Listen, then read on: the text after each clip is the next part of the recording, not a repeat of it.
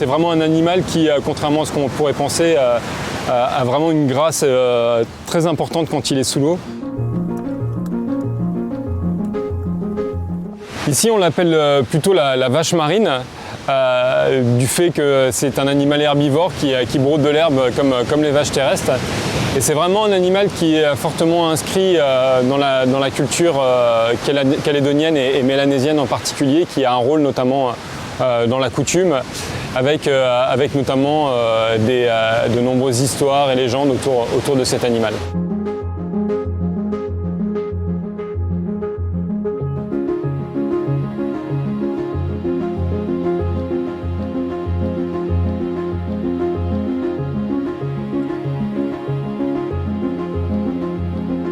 C'est un animal qui a été chassé pendant très longtemps et assez intensivement, ce qui fait qu'il a disparu d'ailleurs de certains pays complètement, comme à l'île Maurice par exemple ou à Taïwan. En Calédonie, c'est vraiment une des urgences absolues d'espèces à protéger.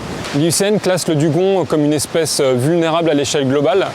Et ce classement, finalement, vient du fait qu'il y a encore énormément de dugongs. Il y a un peu plus de 100 000 dugongs vraisemblablement en Australie, mais ne reflète pas vraiment la situation du dugong ailleurs dans le monde sur sa répartition. Ici en Calédonie, on a encore la chance d'en avoir quelques centaines, et quelques centaines nous placent finalement parmi les pays qui hébergent aujourd'hui encore parmi les plus grosses populations de dugongs, bien loin derrière l'Australie.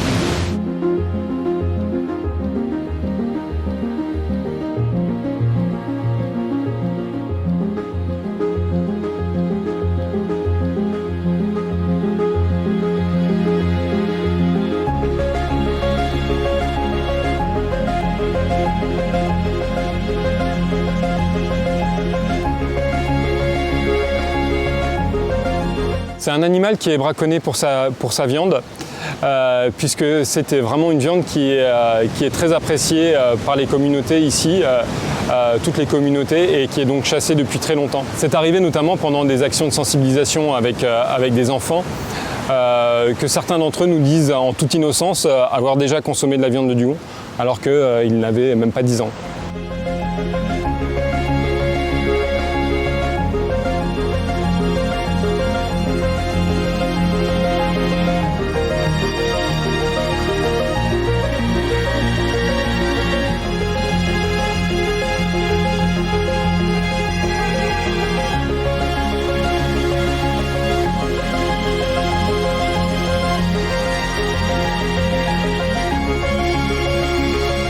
En 2003, une première estimation du nombre de dugongs a été réalisée en Nouvelle-Calédonie et a montré qu'il y en avait vraisemblablement autour de 2000. Les dernières estimations suggèrent qu'on est plutôt autour de 700-800, ce qui suggère donc une diminution assez importante depuis un peu plus de 10 ans.